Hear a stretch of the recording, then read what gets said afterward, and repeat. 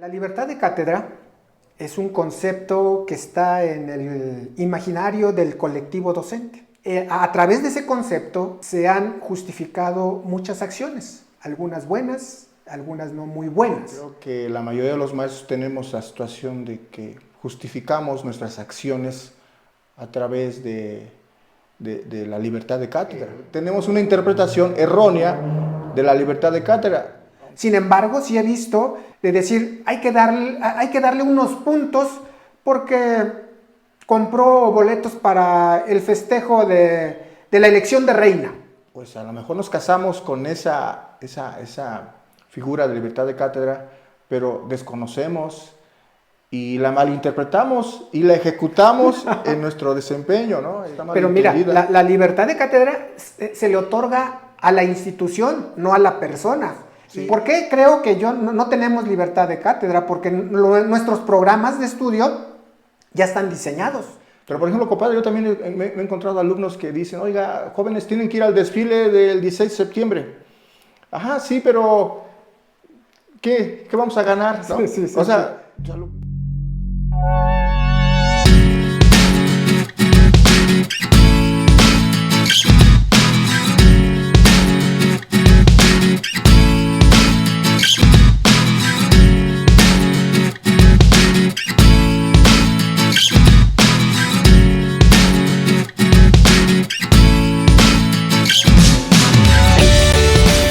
¿qué tal amigos? Hoy es 28 de febrero de 2021. Bienvenidos a su videoblog Maestros de a Pie. El tema del día de hoy es libertad de cátedra, freno a la evaluación y mejora. Así es que bienvenidos y compadre, nuevamente bienvenido. Adelante, compadre. ¿Qué tal, compadre? Mira, la libertad de cátedra es un concepto que está en el imaginario del colectivo docente. Como antecedente, podemos decir que la Constitución de nuestro país y la Ley General de Educación expresan que la libertad de cátedra es una facultad que se le da a las universidades autónomas para que hagan ciertas actividades, por ejemplo, ellos decidan sus planes de estudio y de otras cosas más. Sin embargo, en el bachillerato, en educación media superior, ha permeado esa idea y en el colectivo de los maestros de educación media superior también está ese concepto de libertad de cátedra. Desgraciadamente, ese concepto, a través de ese concepto se han justificado muchas acciones, algunas buenas, algunas no muy buenas. Por ejemplo, a veces no se ha respetado el programa de estudios. En algunos casos, tal vez, yo infiero que hasta se han violado algunos derechos humanos. Con esa idea de la libertad de cátedra. Bien, ese es el tema que hoy vamos a platicar. Hoy vamos a intercambiar nuestras opiniones al respecto. Y para empezar, yo quisiera lanzar el primer cuestionamiento para ti, compadre. ¿Y tú cómo concibes esta supuesta, yo le voy a llamar ahorita supuesta libertad de cátedra, que varios docentes, incluido yo, hemos considerado que la tenemos? ¿Algunos hechos que tú hayas vivido como director o como docente? Está muy interesante este planteamiento porque pues ya a través del tiempo hemos visto diferentes escenarios, ¿no? Y como tú lo mencionas, creo que la mayoría de los maestros tenemos la situación de que justificamos nuestras acciones a través de la libertad de cátedra. A pesar de que hay un horario de clases especificado, dice la hora de entrada y la hora de salida de cada materia, de cada grupo. Entonces, por ejemplo, he visto maestros que llegan tarde a su hora de entrada de su materia y el alumno, es muy común que el estudiante no ingrese a su salón si el maestro no ha llegado al salón, ¿verdad? Entonces claro, es algo muy, muy común. Entonces el estudiante anda en otros lados y mientras no vea que el maestro esté en el aula, pues no se mete a su grupo. Entonces se mete el maestro, llega tarde y pues les niega el acceso a los estudiantes, ¿no? Y violando pues, el derecho a la educación que tiene el alumno. Situaciones como esas, situaciones por ejemplo en la evaluación, pues si tú te das cuenta, pues tienes la libertad de evaluar con un instrumento o sin un instrumento de evaluación para asignar la calificación a un estudiante. Entonces, ese es otro ejemplo, ¿no? De que, pues, a pesar de que está regulado cómo debemos de evaluar, no necesariamente cumplimos con eso. Y todo porque tenemos una interpretación errónea de la libertad de cátedra. Aunque tú ya acertadamente lo dices, ¿no? Esa figura legal está únicamente para las universidades. Para educación media superior, pues no, yo tampoco he encontrado algo que justifique esa acción. Entonces, son solo, por ejemplo, dos acciones que yo he observado, compadre. Yo he conocido varias acciones que yo considero que el maestro se ha justificado a través de ese concepto de libertad de cátedra. Y lo ha hecho sin mala fe, ¿eh? Yo considero que esa justificación es porque ha permeado inclusive desde las autoridades. Es decir, tú tienes la libertad de organizar tu salón de clase, de elegir tu estrategia y te ha bombardeado con muchas ideas de que tú tienes la libertad. Y entonces a veces por otras partes viene el concepto de libertad de cátedra. Entiendo que no es de mala fe, de varios compañeros, colegas, inclusive tú, yo, lo hemos dicho, tal vez lo hemos hecho, ¿no? Pero creo que hay una mala concepción de esto. Pero yo también quisiera aportar algunos hechos que yo he visto y que se han justificado en eso, ¿no? Efectivamente, como dices, eso de negarle la entrada al estudiante diciendo yo tengo esa facultad de libertad de clase y decido quién entra y quién no y a qué hora. Esa es una, ¿no? Es grave. También he visto que algunos de nosotros decidimos eliminar o no considerar una temática que viene en nuestro programa de estudio y nosotros aludimos a nuestra experiencia, a la pertinencia, a la importancia por nuestra experiencia y decimos, en lugar de este tema yo doy este. Lo mismo en la evaluación. En la evaluación te dice que la evaluación es el acto de valorar la evidencia de aprendizaje y decirle acreditaste o no acreditaste o darle una calificación.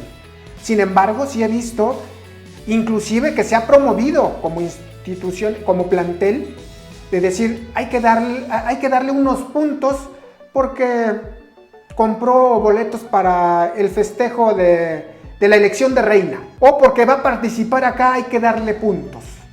Eso creo que también lo hemos considerado como que si como si tuviéramos esa libertad de decidir con qué vamos a evaluar y a qué le vamos a asignar puntos. Sin embargo, la normatividad dice que es un proceso de valorar las evidencias de aprendizaje y en función de eso asignarle una calificación. También se puede considerar un acto y ese creo que es correcto, ¿no? De que tenemos esa libertad de expresión, de opinar de todos los temas, ¿sí? Pero no hay que confundir en que cuando tú opinas es lo que tú crees y otro momento en cuando tú estás guiando la clase y debe ser conforme a los programas de estudio. En fin, creo que hay más acciones que tal vez ahorita no nos estamos acordando, ¿no? Pero creo que las hay y repito, no creo que sea por mala fe, sino es porque nos ha permeado esa idea de que nos las han mencionado y nosotros la hemos hecho de nosotros, ¿sí? Y de ahí hemos justificado. Pero bueno, para ir avanzando, ¿tú conoces alguna normatividad, alguna ley que diga se le otorga la libertad de cátedra a las instituciones de educación media superior? No, no conozco ningún instrumento legal o sí, algún tipo de marco legal que especifique eso. Sí sé que en la Constitución, en el artículo 3º, en el párrafo 7º, habla sobre la libertad de cátedra, pero específicamente para las universidades. He tratado de investigar, por ejemplo, documentos o reglamentos interiores de las instituciones que trabajamos y pues no encuentro esa figura legal, ¿no? Entonces siento que pues a lo mejor nos casamos con esa figura de libertad de cátedra, pero desconocemos y la malinterpretamos y la ejecutamos en nuestro desempeño, ¿no? Entonces por eso es de que surgen toda esta serie de, pues, no sé cómo llamarlos, irregularidades o malas interpretaciones, malas ¿no? interpretaciones. De cómo se debe de ejecutar, ¿no? Efectivamente, tú acabas de dar otro ejemplo muy acertado, ¿no? El hecho de que el maestro, a pesar de que tiene un programa de estudios, pues puede argumentar justificarse con la libertad de cátedra, pues, el hecho de cambiar los temas, ¿no? Entonces, y de pronto, si va a haber, por ejemplo, ciertos contenidos de matemáticas, dice, no, esto no me sirve, pues agarro otros contenidos de matemáticas, a lo mejor sí se apegan, pero no al 100% como lo marca el programa de estudios, ¿no? Y pues son situaciones que a pesar de que no existe un marco legal, pues nosotros como docentes lo hemos malinterpretado, ¿no? Entonces, siento que habría que trabajar en eso. O existe un marco legal que te limita, o sea, que no te da esa libertad. Pues sí, pero mira, yo me puse a pensar, a ver, ¿por qué surge la figura de la libertad de cátedra, ¿no? O sea, si nosotros hacemos historia, cuando llegan los españoles a México, empiezan a tomar la educación los religiosos, ¿sí? Entonces, específicamente los jesuitas eran los responsables de la educación en el siglo XVII, XVIII, cuando los expulsaron por órdenes de un rey de España. El punto es de que no había libertad de cátedra en esa época porque te imponían una doctrina, ¿no? El maestro debe trabajar así, ¿no? Bueno, en este caso los religiosos. Entonces surge la libertad de cátedra, pero pues está mal interpretada, ¿no? Está mal entendida. Mira, la libertad de cátedra se le otorga a la institución, no a la persona. Sí. Y recordando la ley de educación, dice que se le otorga a las universidades o a las instituciones de educación superior, y aquí, pues bueno, se dicen autónomas por eso, ¿no? Pero ¿a qué se refiere cuando dice libertad de cátedra? Se refiere a que ellos son los responsables de diseñar sus planes de estudio, sus planes y programas de estudio, de decir cómo van a difundir la cultura, pero no se refiere a otra cosa. Y nosotros, ¿por qué creo que no tenemos libertad de cátedra? Porque nuestros programas de estudio ya están diseñados. Sí. ¿Sí? Nuestro modelo pedagógico está diseñado. Y entonces a la institución de educación media superior no se le otorga esa facultad de decir, pues entonces yo cambio esta materia o cambio estos contenidos. Pero bueno, nosotros lo hemos, creo, varios de nosotros lo hemos malinterpretado, ¿no? Entonces, en términos generales, yo diría que esta normatividad, más que darnos libertad de cátedra, hay una normatividad que nos restringe, ¿sí? Esa libertad. ¿Y a qué me refiero? Hay el modelo pedagógico que te dice cómo deben ser las clases, cómo debes evaluar, qué contenidos tienes que abordar. Y sí, efectivamente tenemos cierta libertad en el sentido de decir, este contenido en lugar de darlo en la primera semana, lo voy a dar en la semana 10. ¿Sí? O tal vez también la facultad que tenemos de decir, no voy a evaluar con un trabajo de investigación, tal vez con una prueba, o con un examen, o con un ensayo. Sí tenemos esa libertad, pero no tenemos la libertad de decir, pues en lugar de evaluar con el aprendizaje, voy a evaluarlo con la compra del boleto para el festival de la elección de reina. Eso no. Y creo que eso, en términos generales, más que ayudarnos, complica, ¿sí? O evita la mejora. Sí, bueno, aquí me quedo pensando, o sea, entonces la libertad de cátedra está justificando, en algunos casos, ¿no?, las acciones buenas o malas que como maestros estamos implementando en nuestro Pero desempeño. es que no se llama libertad de cátedra, tenemos una cierta libertad pedagógica, tal vez. Sí, pero nos estamos argumentando o justificando con esa figura, ¿no?, de libertad de cátedra, porque así es. A mí me queda claro que, por ejemplo, la libertad de cátedra, por ejemplo, yo puedo enseñar un tema de computación usando herramientas tecnológicas, ¿no? Una tableta, una computadora, un proyector, o sea, eso me suena muy bien, ¿no? Que el maestro tiene la capacidad de utilizar lo que considere necesario para sus procesos de enseñanza. Pero cuando ya se interpreta para otro tipo de situaciones que no necesariamente sea la enseñanza, Pero por ejemplo, compadre, yo también me he encontrado alumnos que dicen, oiga, jóvenes tienen que ir al desfile del 16 de septiembre. Ajá, sí, pero ¿qué vamos a ganar? ¿No? Sí, o sea, lo primero que buscan el estudiante es puntaje para su calificación por participar en eventos cívicos que tienen que cumplir las escuelas, ¿no? Entonces, pareciera ser que ya hasta saben el mecanismo, ¿no? para obtener un puntaje, ¿no? Entonces, son situaciones que se dan, ¿no? Y pudiera justificarse eso en el sentido si es que en tu programación, en tu planeación, el objetivo es valores cívicos. los valores cívicos, ¿no? Pero si es que no, que casi es la mayoría de los casos que a veces no pones eso y te sales de esa planeación, de ese guión, porque pues es conveniente, es cómodo, ¿no? Es cómodo tal vez convencer al estudiante con puntos en lugar de argumentos, sí, para que participe en eso, ¿no? Y antes, pues, si tú recuerdas cuando éramos estudiantes, era porque teníamos que cumplir, no nos daban puntajes, pero pareciera ser que hubo una evolución donde ahora el estudiante, si no ve un beneficio a través de un puntaje, ya no quiere ir y ya no quiere participar en eventos cívicos, por ejemplo, ¿no? Yo quisiera plantearte un hecho muy concreto. Creo que la observación de clase es un mecanismo para dar mejores resultados, para mejorar el aprendizaje, para mejorar la enseñanza. ¿Tú crees que si un agente externo a la clase va a observar tu clase, crees que esté violando algún derecho tuyo o específicamente ese supuesto libertad de cátedra? Mira, es que yo siento que en primera instancia es común que el maestro sienta como una agresión a su ámbito, a su desempeño, ¿no? Y existe una negativa, por lo menos yo lo que he visto, hay una negativa que una autoridad en turno, llámese director o coordinador o el jefe inmediato que... Hasta un par nada más, ¿no? Un maestro. O un padre de familia. Pues, un entonces, par, me refiero a otro maestro que vaya a observar. Ajá, como que hay una predisposición, ¿no? No quiero. Como si estuviera cometiendo alguna situación no regular, ¿no? Entonces, es que no estamos acostumbrados a que... ¿A la evaluación? Primero la evaluación, ¿no? Pero sobre todo a la supervisión, ¿no?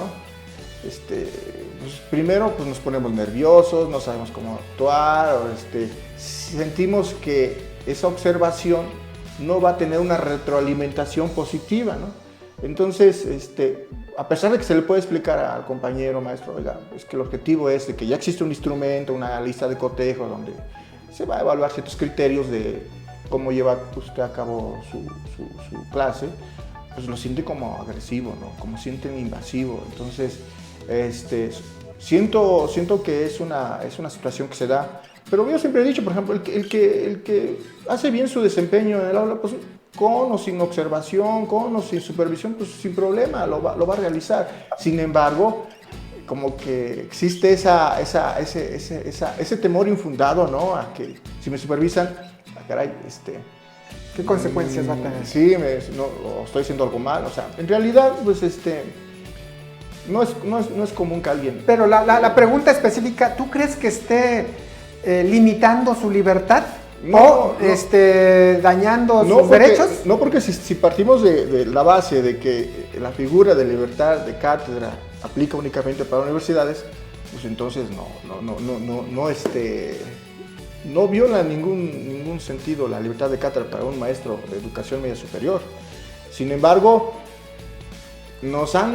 algunos maestros se han casado con la idea, ¿no? Con ese planteamiento de que sí están violando nuestra libertad de cátedra. Y pues yo he visto que la mayoría de los que tienen ese tipo de pensamiento son maestros que ya tienen muchos años en el servicio educativo, ¿no? Porque los maestros que son jóvenes, creo que sin problema aceptan la supervisión y pues, no pasa nada, ¿no? O sea, crecieron con otro modelo, ¿no? Entonces... no, mira, tienes mucha razón en ese sentido de que yo también he visto docentes jóvenes abiertos, ávidos de que tú los retroalimentes, de que tú les digas, tú maestro que ya tienes antigüedad en el sistema, quieren que los apoyes, que los acompañes, que los retroalimentes, que les sugieras, ¿sí? Entonces, pero bueno, yo quisiera dar el punto de vista sobre si es que observar la clase es violar o limitar la libertad.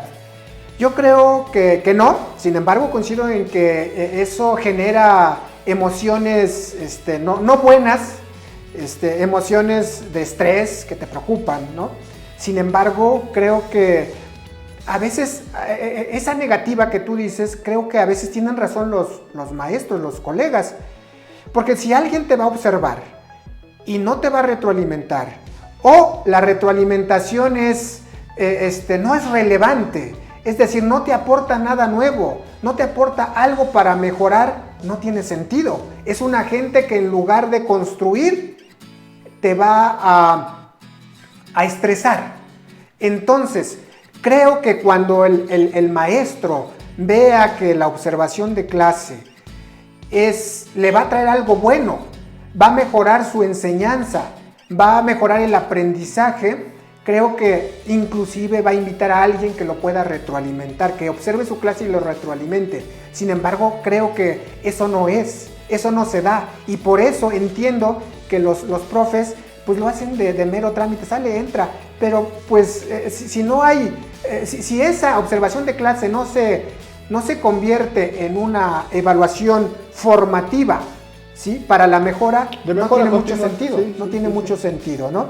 Entonces, ¿tú crees que la libertad de cátedra se ha usado un poco como una herramienta para omitir alguna responsabilidad?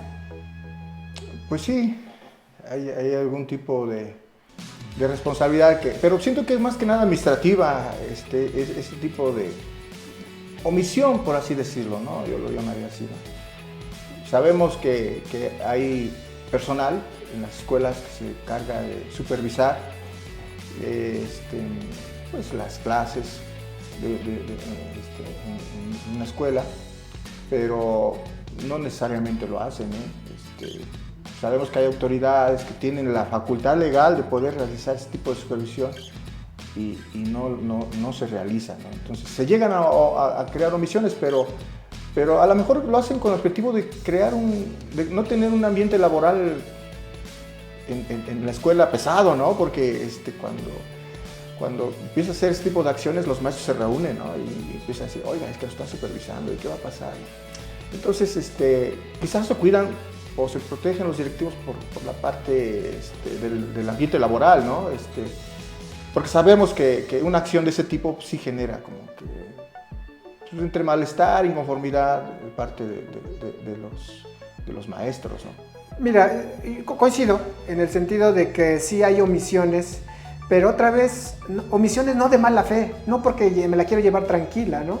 Y por ambas partes, ¿no? Repito, como docente creo que a veces aludes a esa libertad y no con el objetivo de llevártela más tranquila, ¿no? Sino lo haces porque crees que cambiar los contenidos, cambiar la estrategia de enseñanza, usar otro modelo pedagógico te va a traer mejores resultados. Y no es porque te la quieres llevar más tranquila, ¿no? Y también por parte de los que son responsables de darle seguimiento, de verificar que el plan de estudios o los programas de estudios se lleven a cabo tal como lo dicen los documentos que indican en la educación media superior, creo que se hace porque lo que tú bien dices, se hace para no generar ese mal ambiente de trabajo, ¿no? De estudio, de enseñanza. Sin embargo, creo que sí hay una omisión y otra vez se requiere cambiar como que nuestras creencias y retomar esas responsabilidades de que tú maestro, yo maestro, me tengo que sujetar a los planes y programas de estudios y al modelo pedagógico que te dice cómo tienes que evaluar y cómo dar la clase. Y los que son responsables de darle seguimiento al programa de estudios también deben entender que es necesario hacer esa actividad para la mejora. Algo que no se evalúa no se puede mejorar, ¿no? Así es. Sí. ¿Cómo ves? Compadre, me quedé pensando, sucede en todas las escuelas, en todos los niveles educativos. No sé si has escuchado cuando dicen, identifican a un maestro más porque en la clase se ponía a contar más historias de su vida que a dar clase, ¿no? Entonces Pues eso es parte de la libertad de cátedra que te da, ¿no? Y que no hay supervisión, ¿no? De que efectivamente, si el maestro tiene el espacio y se pone a contar cosas que no son de índole académica, y más que enfocarse a abordar sus contenidos de su programa de estudios, pues son situaciones que se dan, ¿no? Y yo recuerdo, pues, en la primaria, la secundaria, la preparatoria, la universidad, se da ese tipo de hechos, ¿no? Pero, compadre, es parte de, ¿no? Que busquemos la mejora, ¿no?